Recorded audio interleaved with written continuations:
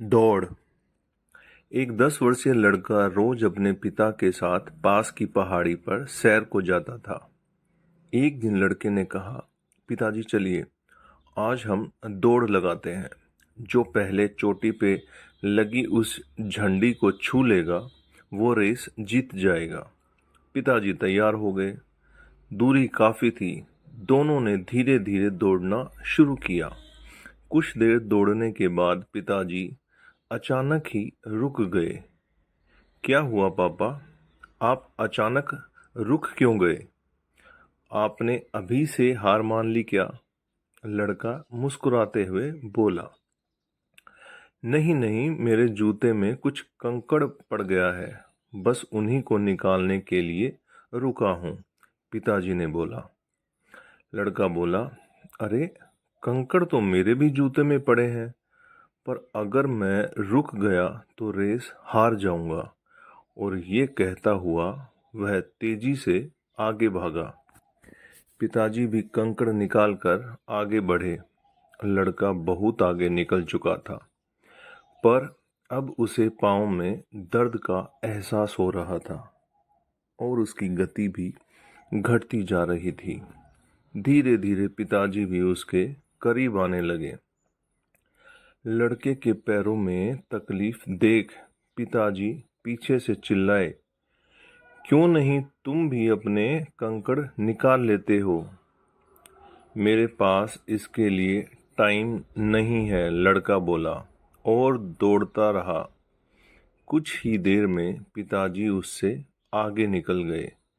चुभते कंकड़ों की वजह से लड़के की तकलीफ बहुत बढ़ चुकी थी और अब उससे चला नहीं जा रहा था।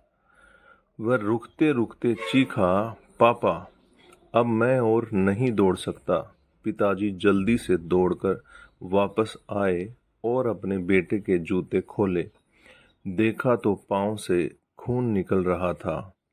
वे झटपट उसे घर ले गए और मरहम पट्टी की। जब दर्द कुछ कम हो गया तो उन्होंने समझाया, बेटे, मैंने आपसे कहा था ना कि पहले अपने कंकड़ों को निकाल लो, फिर दौड़ो। मैंने सोचा मैं रुकूंगा तो रेस हार जाऊंगा, बेटा बोला। ऐसा नहीं है बेटा, अगर हमारी लाइफ में कोई प्रॉब्लम आती है तो हमें उसे ये कहकर टालना नहीं चाहिए कि अभी हमारे पास समय नहीं है।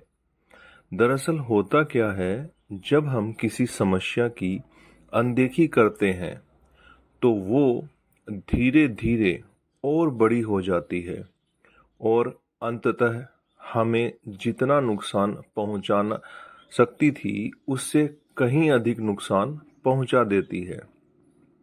तुम्हें पत्थर निकालने में मुश्किल से 1 मिनट का समय लगता, पर अब उस 1 मिनट के बदले तुम्हें 1 हफ्ते तक दर्द सहना होगा। पिताजी ने अपनी बात पूरी की। तो दोस्तों, हमारी जिंदगी ऐसे तमाम कंकड़ों से भरी हुई है। कभी हम अपने वित्त को लेकर परेशान होते हैं, तो कभी हमारे रिश्तों में कड़वाहट आ जाती है, तो कभी हम साथ करने वाले सहकर्मी से समस्या होती है।